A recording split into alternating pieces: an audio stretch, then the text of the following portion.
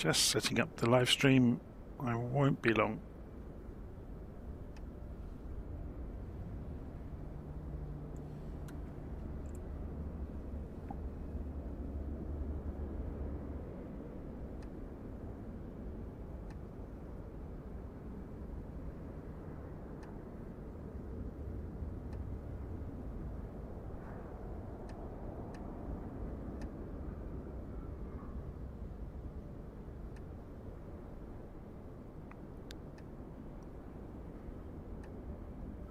Okay, I think we're just about there.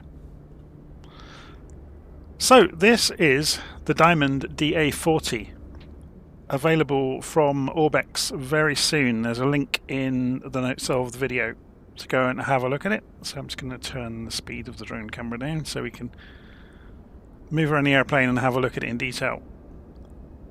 Let's just zoom in slightly to get rid of the slightly panoramic view that the drone camera typically gives you. So I actually received this from Orbex a few days ago and found a few little issues with it, but then I discovered that some of those issues were actually bugs in the simulator itself. So when I reloaded the airplane and had another look at it, it was actually okay. So there were some bizarre things like the parking brake being reversed, which when I reloaded the simulator and reloaded the airplane, that problem went away and it was no longer reversed. So yeah, interesting. But you can see the render quality of the airplane is really, really nice. So, you know, nobody looks this closely at things, but we do in reviews, I guess. Or it's not really a review, we're just having a first look at it. So Orbex have very kindly sent me an advanced copy of this airplane to show everybody. So obviously you've seen some of the professional pilots out on YouTube flying this around and singing its praises. I have got as far as firing the airplane up and taking off.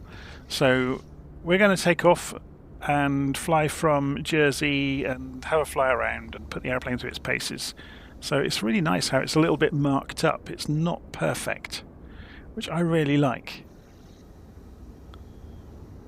So you can see there's like specks of dirt and imperfections. Makes it look that much more real. So if you go and look on the Orbex website and search for DA40, you'll find it. So I'm just seeing those questions coming up saying, will it be coming out for 2020? I think it will be coming out for both, but don't hold me to that. If you go and have a look though on the website, it will say. So we're just having a little look around the airplane before we go fly it. So you get several liveries with it. This is the plain white livery. Does look good, doesn't it?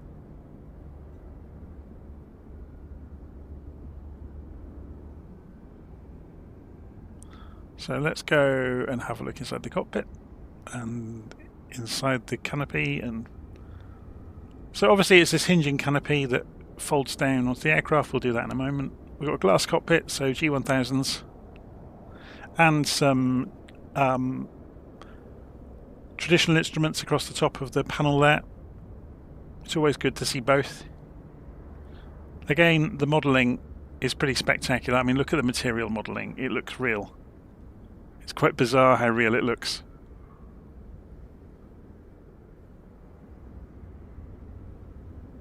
In the back, it's quite snug, as most of these kind of class of aeroplanes are. There's the folder in the back to give it a bit of immersion there with the instruction book for the aeroplane. There's obviously the COWS logo on the seats.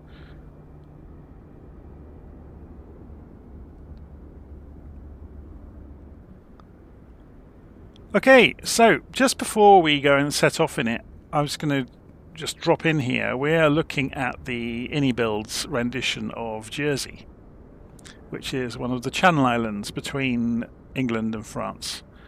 So if we go and just whiz over towards the concourse here, we'll have a quick look around Jersey before we double down and start having a proper look at the aeroplane.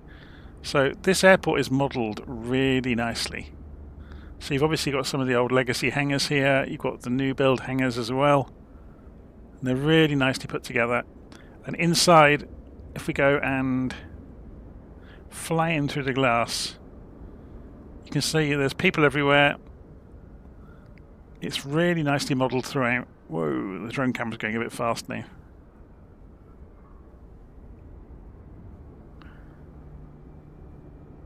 And we can obviously fly around the airport, so you've got security, and you know, they've built the interior and they've done a really nice job with it. So you've got the cafe there with all the seating and pictures of the shops. It obviously saves on frame rate. So if we come out around, we've obviously got the departure area here.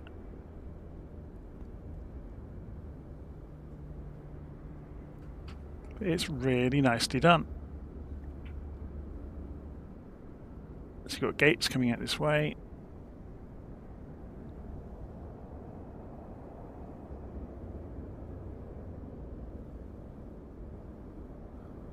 So the little aeroplane, just looking at the live stream comments there, the little aeroplane will go back over with the camera in a moment to have a look at it. It's the Diamond DA40. It's being sold by Orbex. Should we see if we can put it up on the website and show you it? So if you go to orbex.com, orbexdirect.com, sorry, and then search for DA40, it will come up as coming soon. So there it is. So if we go in, I'll have to go in because I have a relationship with Orbex. I don't see the normal pricing. So what I'll do is come in as an in private window, and then you'll see a normal view of it. So yeah, it hasn't. I'm not sure if it's actually got pricing yet, but I don't think it's going to be very expensive. So at the moment it's saying 2024 compatible.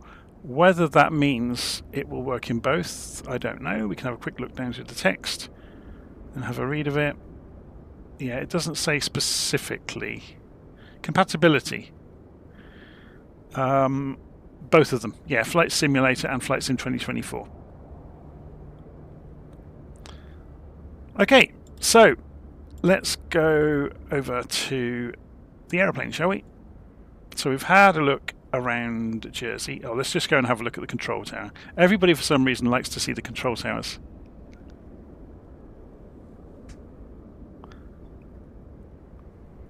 So there's nothing on the screens this time, but you get a nice view out over the airport and the coffee machines.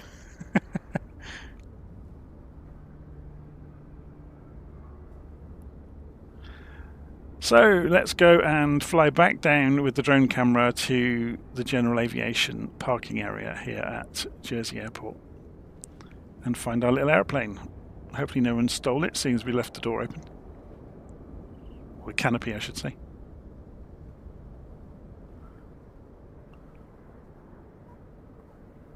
Okay, so inside the airplane we can clunk click goes the canopy. So let's have a look around in detail. So you've got obviously your external lighting switches across the top. You've got the gauges, which we already saw. You've got a magnetic compass over there. The breakers work. So this is essentially, for all intents and purposes, a study level aircraft. And you'll find that out as we start the engines or engine and have a look at it. So it may look simple, and it is used as a trainer in lots of places. But this simulation of it is very, very good. Okay, so let's go and turn the battery on. And we can come into this screen. We're not going to go through the full checklist. We're just going to get the airplane up and running. So we'll put some lights on outside. Wait for the systems to boot up. We can put the alternator on ahead of the engine running. It's not going to hurt anything. Got a fuel pump. So you can see fuel pressure coming up there. Well, it's really nice. You've got the engine gauges as well. It's all been implemented properly. And they've got full simulation of the cylinders inside the engine. So you can simulate proper atmospheric conditions or engine failures or overstressing the engine on purpose to see what happens. Okay, so what we're going to do is put the propeller to max, put the mixture to about 50%. Yeah, we're getting a warning because we're just sat here with no engine running. And then we're going to pull the throttle back to idle. And we're going to increase the throttle slowly as we turn the engine over. So, magnetos to start.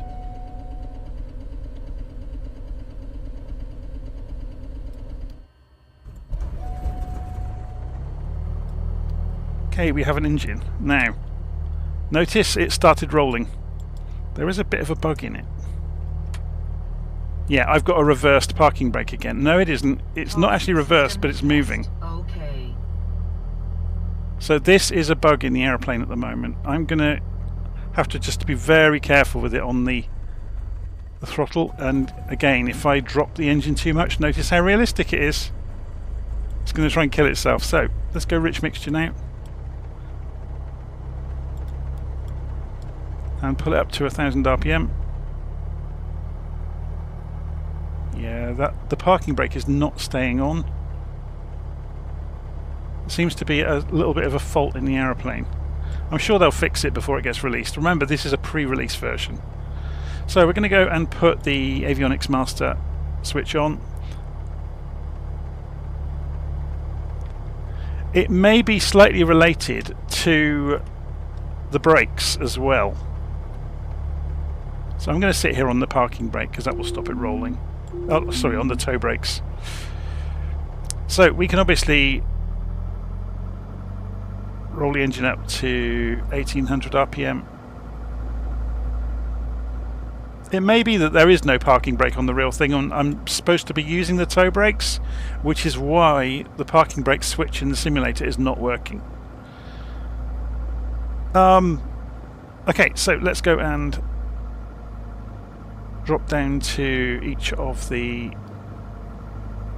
magnetos to see that happen, then back to both, then it clamps back up to 1800, and then we can drop it back to 1000 again. So I would imagine that's why I'm having these issues with, I'm presuming the parking brake would work, but I don't think it actually has one. In the same way it doesn't have nose wheel steering, so you have to use differential braking. So I've configured buttons because I don't have rudder pedals. So I'm going to have digital steering to get out to the runway. So let's go and put the taxi light on. Let's also go and calibrate the altimeter while we're on our way. We've just done that. So let's go and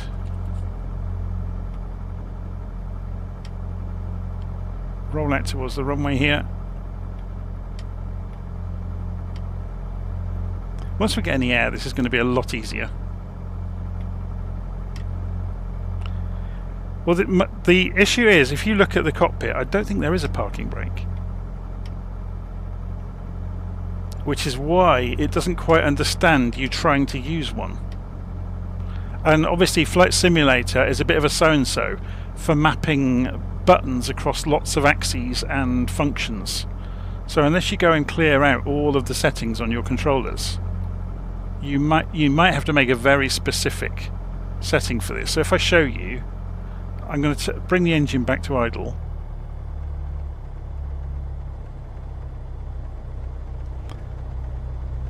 Okay, so if we look down, parking brake on, parking brake off. So it's really just the toe brakes that are moving. Okay.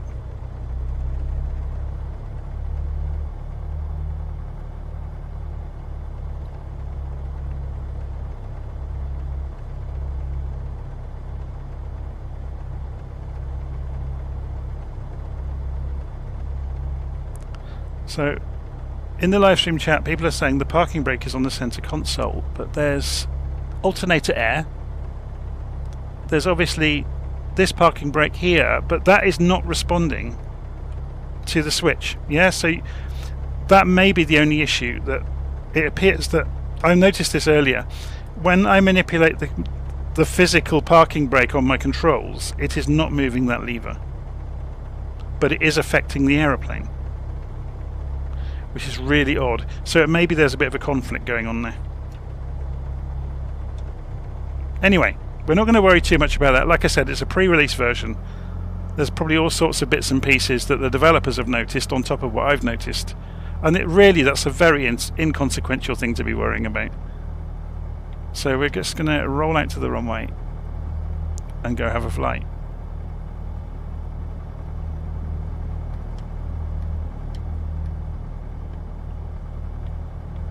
Yeah, so I probably worded that badly when I was saying about there being no parking brake. I meant that there's no connection to the parking brake, if that makes sense.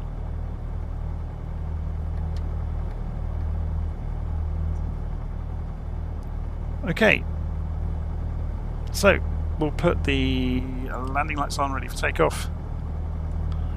We've got rich mixture.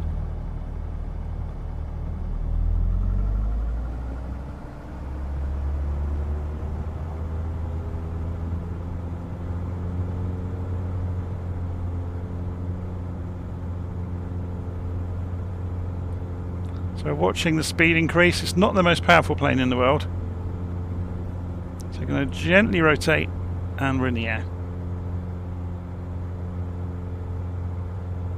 Thankfully Jersey is huge. So we're going to do a lap of Jersey as we get a feel for the aeroplane. So it rolls gently to the left.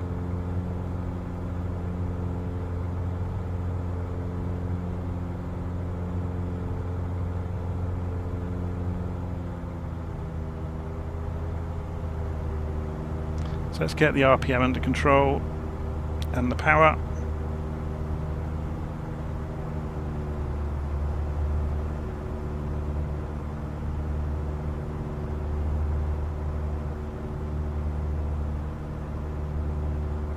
So let's have a look at it from outside. We'll turn the parking brake off first, and sorry, the landing lights and the taxi light can come off. We should have had the strobe on. In the middle of talking about everything else, completely forgot about that.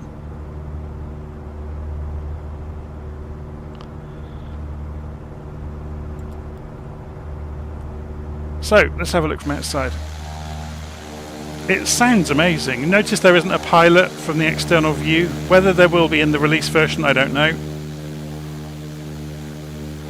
But it looks very, very real. And it moves around.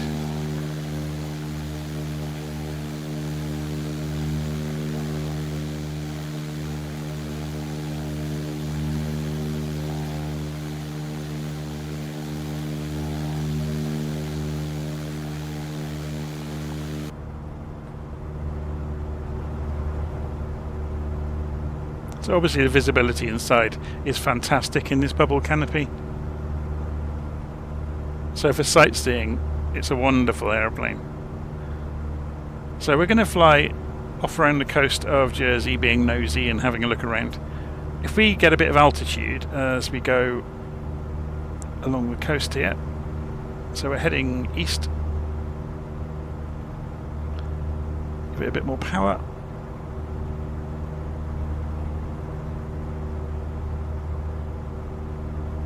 So you can climb at about 700 or 800 feet a minute, typically. So we're going to get up to a couple of thousand feet and then I'll do a stall test.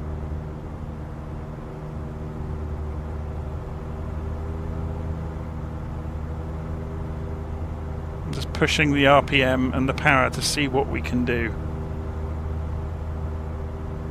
So that's full power. And about 80% on the RPM on the lever, 85% maybe, and we're holding about 88 knots. I haven't looked in the book to see what best climb rate is for it, so kind of feeling our way. Coming up to 2,000 feet, I think we'll go maybe another 1,000 before we do any maneuvers. Just being a little bit patient with it. Yeah, and we're holding about, like I said, between 700 and 800 feet per minute. So we haven't got the pitot heat on. Let's go and turn that on as well. It's a nice day though. I've got the weather turned off, so we've got fairly calm conditions for this test. So we're not at any risk of freezing the pitot tube. So this is a trainer, which is half the reason it's so stable. But that said, it does move around. You have to, and obviously unless you engage the autopilot, you do have to keep an eye on it and actually fly it. So let's go out over this gap in the cloud, over the island. Coming up through 2,600 feet. And we'll do a stall test in a straight line. So power on stall to begin with, just to see how it behaves. I'm expecting really good things from this aeroplane. I don't think it's actually... It shouldn't really be spinnable, I wouldn't have thought, but we'll have a look at it and see what happens. So we're losing airspeed. I'm feeding in backstick to maintain attitude. So running out of backstick. It's gone into the red on the indicated airspeed. And it's dropped the left wing. If I hold the elevator on, it comes straight out underneath. Okay. So yeah, very, very stable.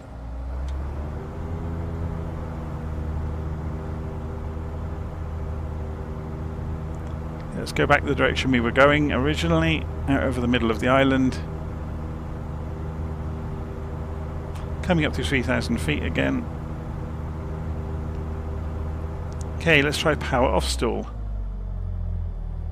Hold it up to just above 10 degrees again. So I've run out of backstick and it just mushes down. If I keep it fairly level, it's not going to drop a wing. It's just mushing. And descending about 500 feet a minute, 600, 700, 800, and yeah, it's kind of, and rolling back up again, 700 feet. So it's just going to keep mushing all day.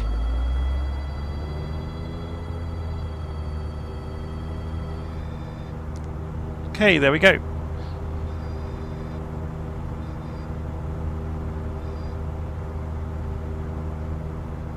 So it's incredibly stable.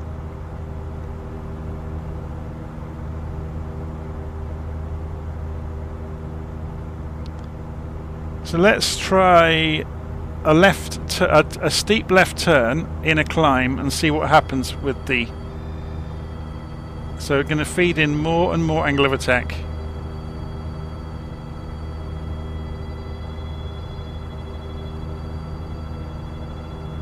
So it complains, but it keeps turning.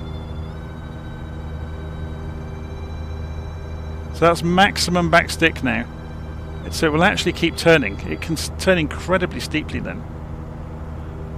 What about a climbing turn then? So if we go into about a 20-25 degree climb and turning left, and we're losing,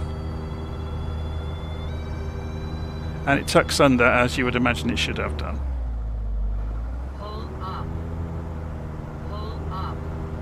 Let's try climbing right turn in the same way.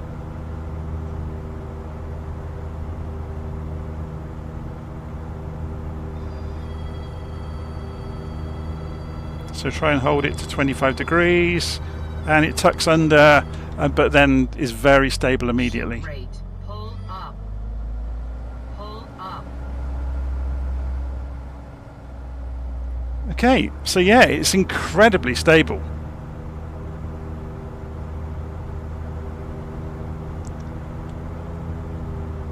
So if we go for full power and maximum RPM, we're right on the limiter there, look.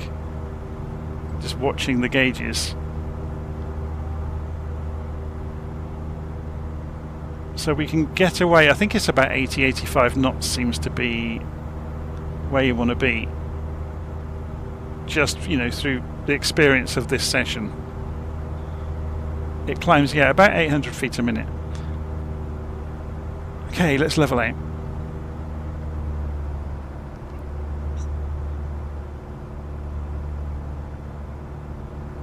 So what about side slipping? So at idle, in a straight line, it will descend about 80 knots, 800 feet a minute, thereabouts. In a side slip,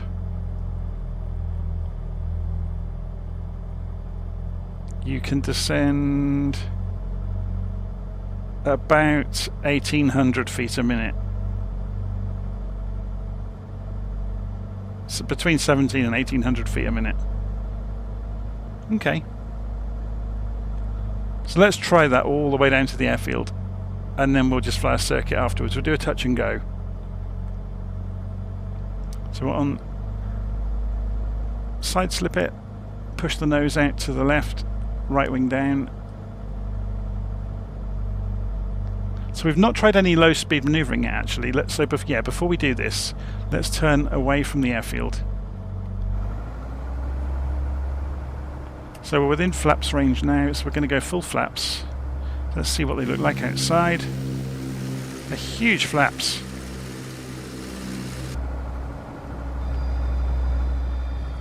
So we're down to 50 knots. So on the stall limit as far as the indicated airspeed ribbon is concerned.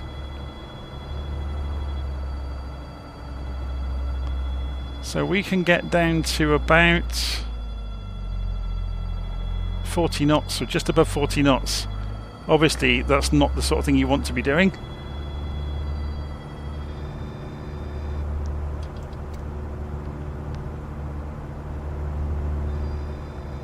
Interestingly, when you deploy the flaps, it doesn't move the markers on the indicated airspeed ribbon.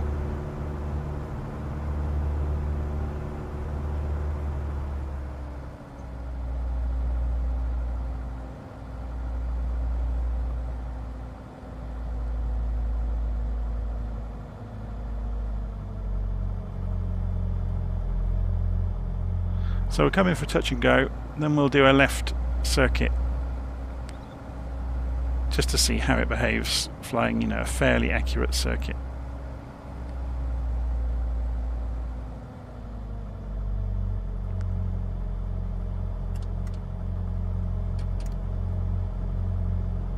So deploying the flaps is bringing the airspeed down, obviously.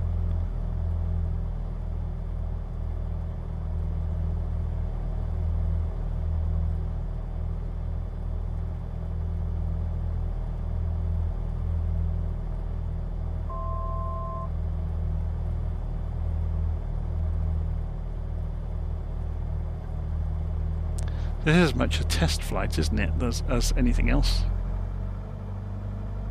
So I'm just going to go and straighten my view up. It had started to drift where I'd been corkscrewing around in the air and looking sideways out of the aeroplane.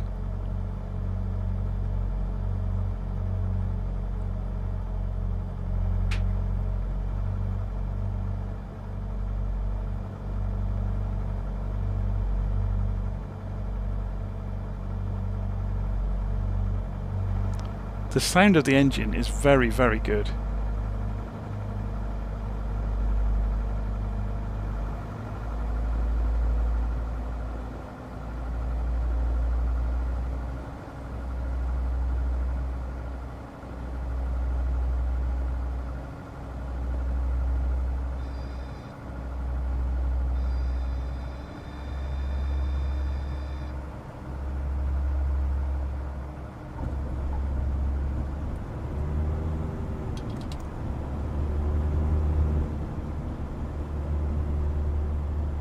Now that's interesting.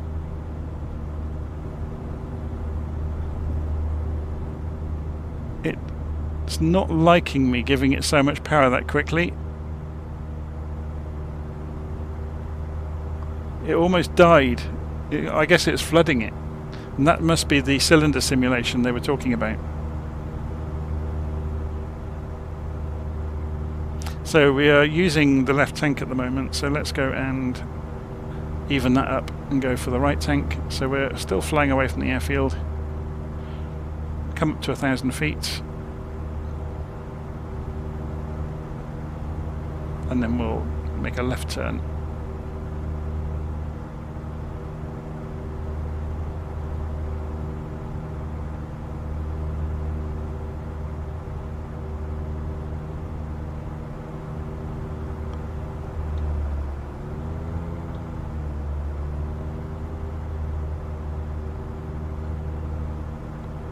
Okay.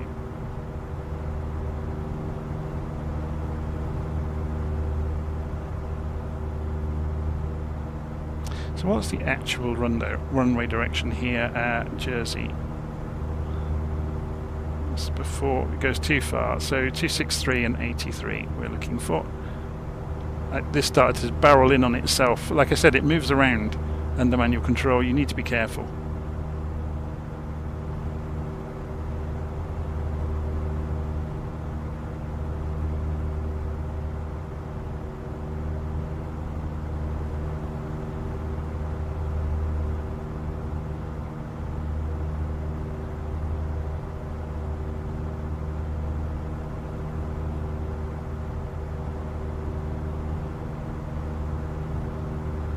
So I managed to climb in that turn. I'm feeding in more and more forward trim the whole time.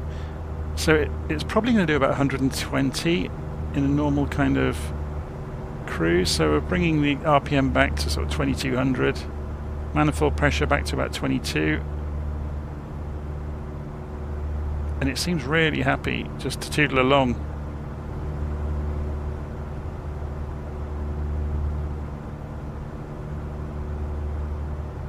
Let's see if we can drop that 200 feet.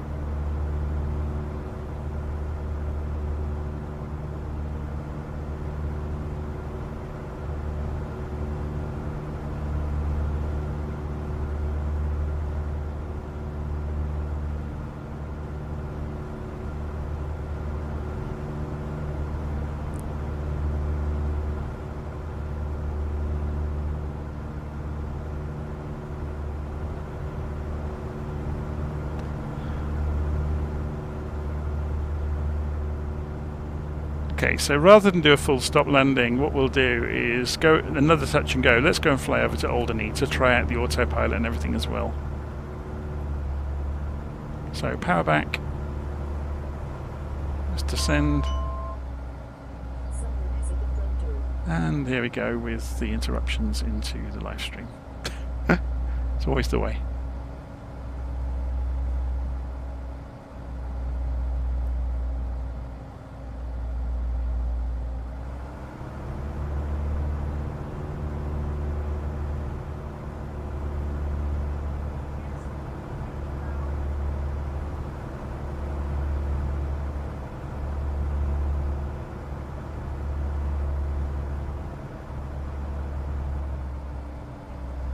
A little bit low, so we can trade off some of the airspeed.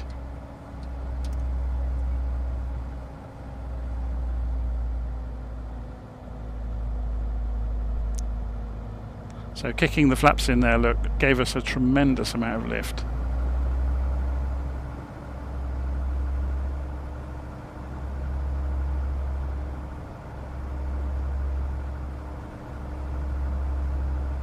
It's incredibly stable. It's a nice church.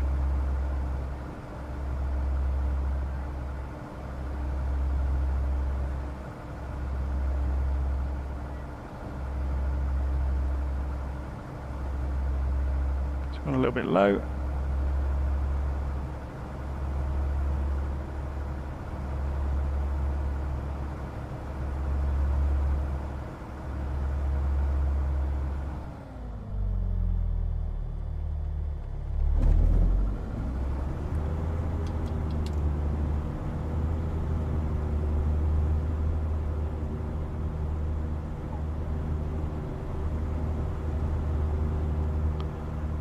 Okay, let's give this a proper test then. We'll take it out to, say, 2,000 feet along the way. So we've set 2,000 as a target altitude.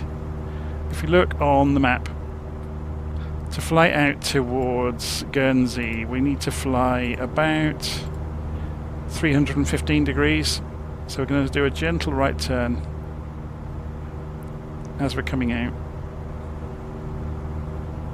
Now we can set the heading bug 2315.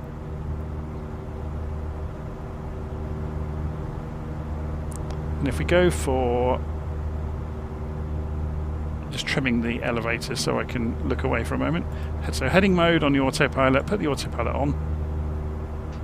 So it's gone to pitch hold mode at the moment. And then we can go for vertical speed mode.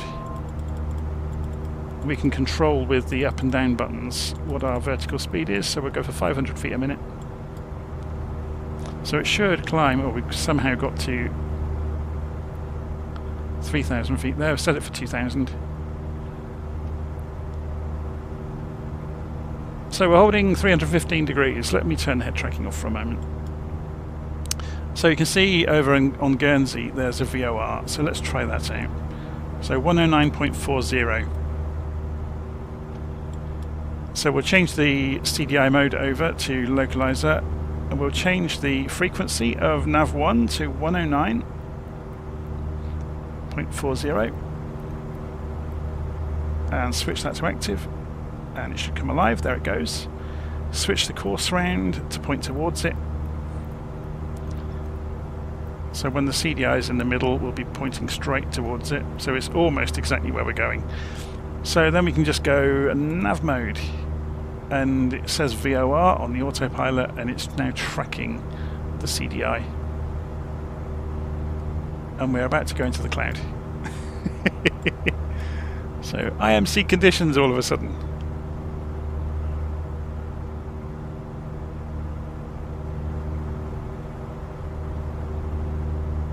So let's have a look at the power. We really are pushing it still on the power. So let's bring that back.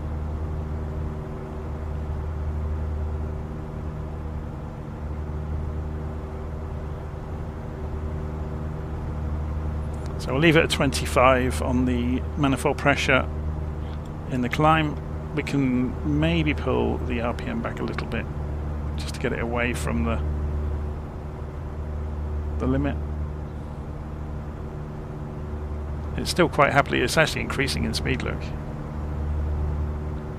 But that's because we've now leveled out at 2000, of course. Okay, so the distance measuring equipment should have come alive. So in the PFD options we can show DME, and it shows 16 miles and counting down. We can also show bearing information, and we can show wind information. It's very good, isn't it? So we've got the Guernsey VOR, 15.8 miles out, 313 degrees off of our nose. And wind 5 knots from 268.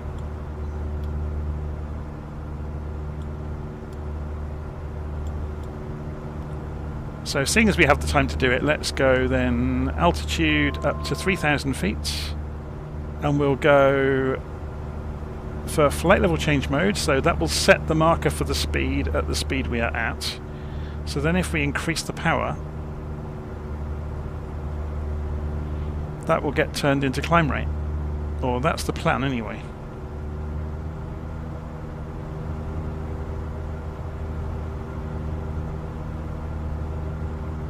It's only climbing very gently though, isn't it? So what we can do is just decrease the marker, so the up and down buttons will now move, although they seem to be... Okay, so yeah, the up means more climb rate. So if we set this for, you know, what we know to be a best speed for climb, so about 85 knots, which may not be the same at altitude, of course. And we'll whistle our way up to 3,000 feet and not be in the thick of too much of the cloud.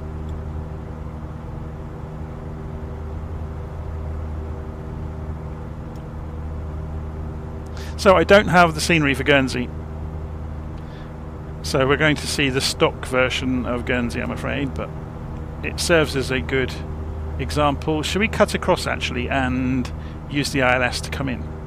So presuming this is IMC all the way, so the altitude of the airfield here at Guernsey is going to be 300 feet, so 2,800 feet if we went in right from the start of the ILS.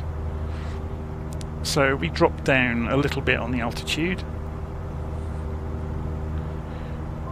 and then say vertical speed to get there, come down at 500 feet a minute to get to 2800 feet, and we wanted to, rather than what we're doing at the moment, we'll just fly north basically. So we're going to go and set our heading bug for north. So you can see a little marker moving around there, and then go to heading, and the aeroplane is now flying in heading mode, so we can play with the radios again. So we're going to change the frequency to 108.1 on nav 1, so 108.10, and switch that to active. So this is now representing the ILS. So notice the course arranges itself. Because it's ILS, it's going to be runway direction. So we are perpendicular to the runway, which we know is true.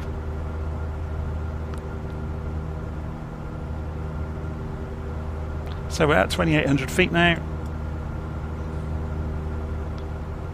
We've already picked up the glide slope.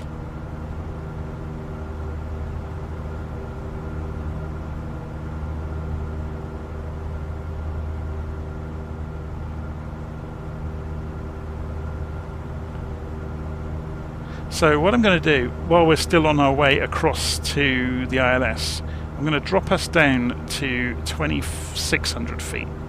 Just for... Actually no, because we want to stay in the cloud, because otherwise... Yeah, we'll drop ourselves down to 2600 feet. I want to make sure we stay below the ILS beam. So vertical speed, come down at 500 feet a minute.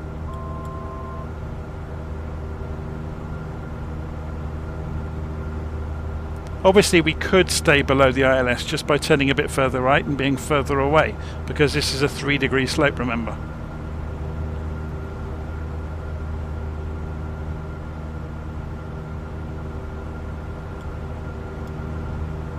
And by knowing that a 3-degree slope, you're looking for 2800 or 2500 feet at 8 miles out, which is these green triangles on LittleNavMap are about 8 miles long.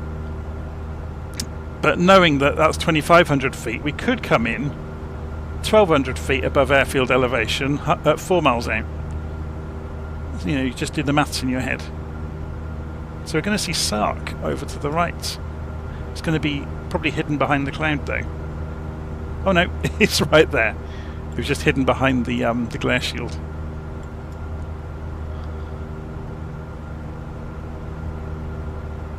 I've always wanted to go to Sark. It's supposed to be a wonderful place.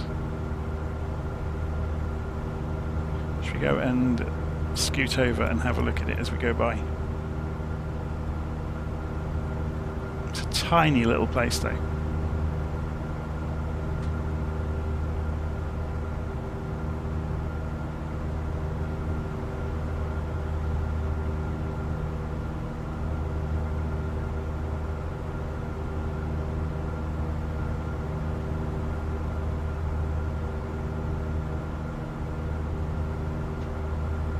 So J. Russ is saying what justifies this, the engine is modelled really nicely. So, you know, it behaves in reaction to how you treat it, it behaves as it should.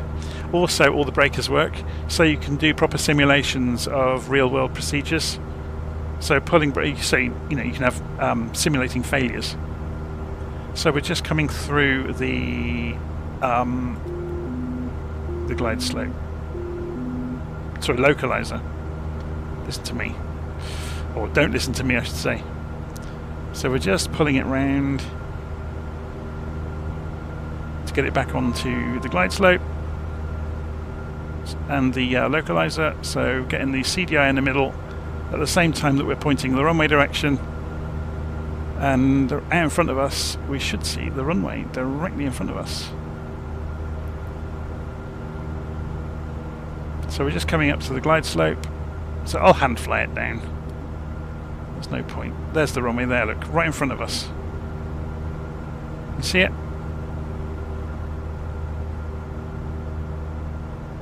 So we just need to chase the glide slope and the CDI all the way in. We pull the power back.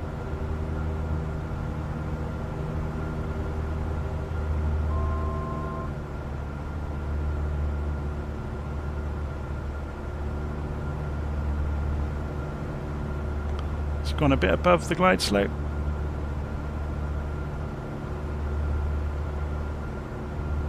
Should we turn off this synthetic view? Because then I can show you how this works if you've never done ILS before. If we go back out of here, back, and then go to... it's in the PFD options, isn't it? Yeah, SVT, and turn all this rubbish off. So we've got nothing to go on in here. So, if we just look at this, and we're flying along, and we can see the horizon, we can actually get very close to the airfield without having to look outside. So this is how far above or below we are the 3-degree line down to the runway, so we are on it now. If we pull the nose up, we'll go above the line. If we push the nose back down and just hold that attitude, we're coming back to the line, and now we're back on the line, and then we need to pull up a little bit obviously to try and judge it. So the CDI here, of course, deviation indicator, when you're tuned into the ILS beacon, tells you your lateral positioning relative to the runway. So the runway, we're going the same direction the runway is. If we were to turn to one side, we're slipping to the left of the center line. If we turn back the other way,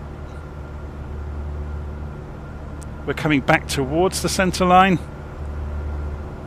We're now on the center line, and now we're to the right of the center line.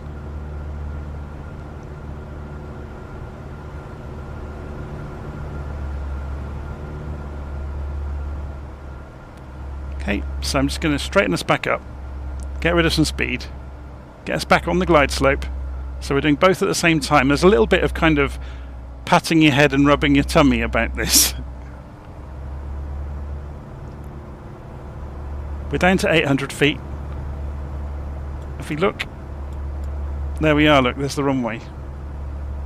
Which illustrated, look, we're just slightly off to the right. We're slightly off to the right. We're about in the right place with the glide slope. So look at the PAPI lights compared to this. They usually, this doesn't quite agree actually, look. It's a little bit, it's saying we're too high on the PAPI lights, but we're pretty much on it on the glide slope. Sometimes there is a discrepancy between the two.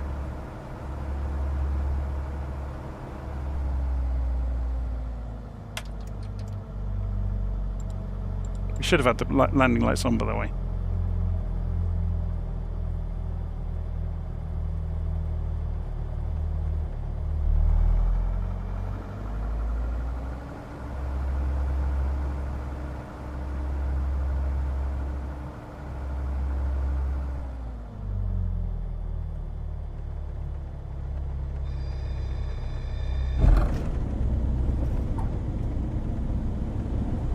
It's nice that the aeroplane shakes as well when you're on the ground. So let's put the flaps back up. And we'll straighten up the view and put head tracking back on. So remember, we have to use differential braking to steer on the ground.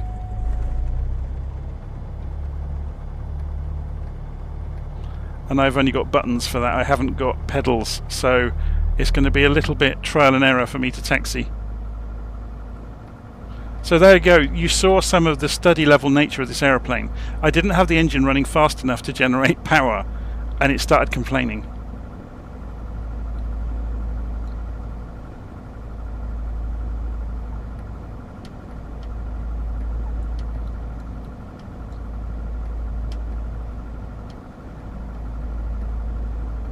So we're using differential braking on the back wheels. It doesn't have nose wheel steering.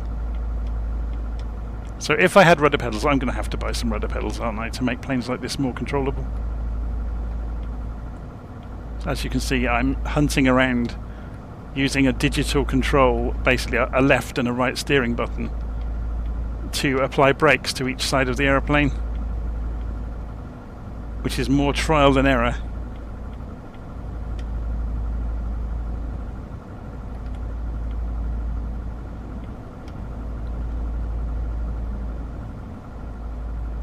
Let's park in the fuel area here.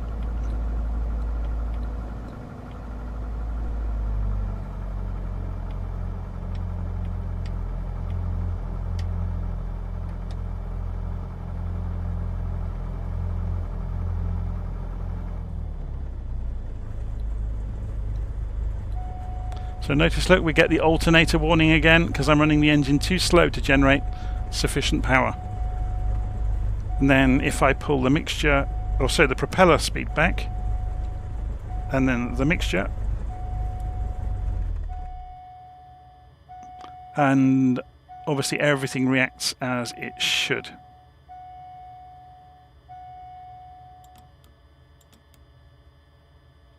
Okay, so turn the mags off. Turn all the lights off. It's quite difficult to see which way these switches are switched. And then master avionics off, alternator off, battery off. Oh, we hadn't turned the pitot off. Just go and do that. And we can open. Notice you've got the fan, you can still hear the cooling fan behind the instruments. So, there you go. That's the DA40 from COWS in Flight Sim 2024. It's a great little aeroplane, and it may be the instigator of me finally buying some pedals to be able to steer it accurately on the ground. So let me turn off the head tracking. So yeah, I noticed that as well. I'm just looking at Livestream comments. The animation of the prop stopping as well was really nicely done.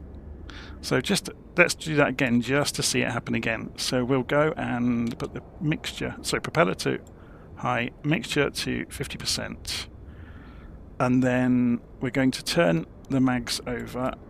Oh, we need to put the batteries on again. So it's just going to see that to see it again. So,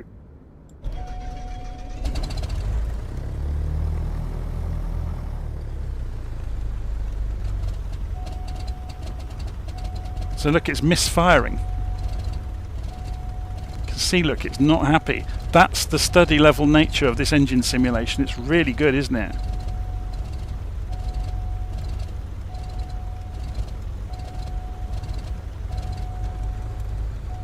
So as we richen it up, look.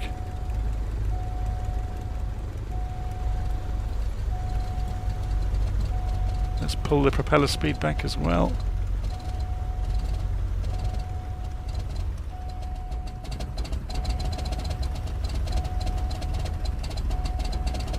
That's the difference. Look at it shaking.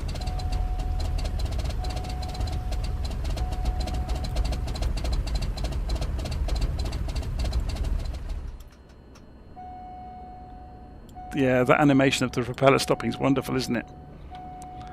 And that's the difference. That's what you're paying for with this aeroplane. That accurate simulation of the behaviour of the engine.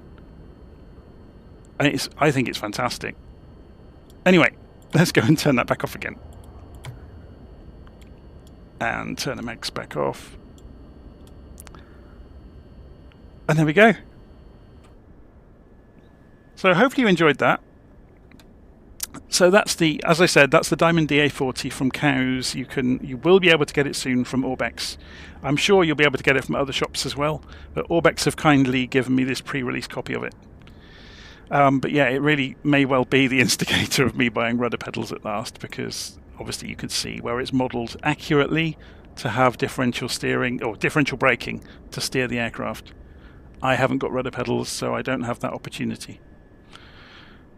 Anyway, I'm going to leave it there. Hopefully you enjoyed that. So that was a good fun flight, and we put the aeroplane through its paces and found out how it behaved. And yeah, great little aeroplane. I can see myself coming back to this again and again. Anyway, see you again soon. Take care.